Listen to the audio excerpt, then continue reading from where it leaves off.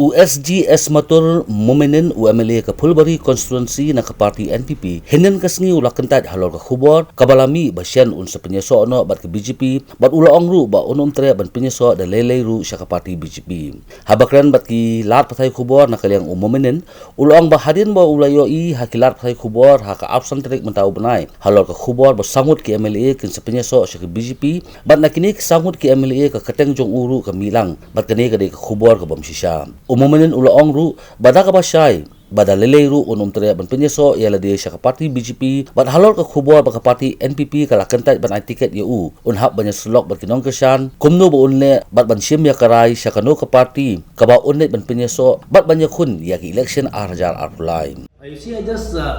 came to know from the Northeast paper there is a news clip that came on October 25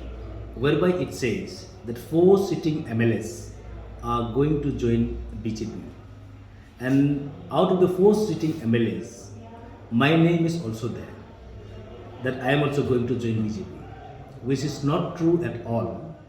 And in this regard, I would say here that I am an NPP MLA and I am sticking to my party, and I have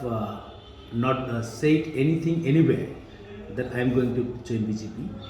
And I want to make it very clear that I am never going to join BJP. In the event of denial of my party ticket from NPP,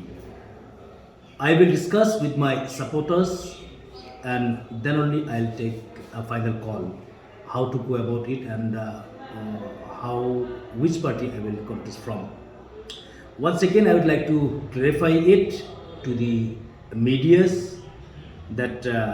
I am not going to join BJP. I am an NPP MLA and I am sticking to my party. Thank you.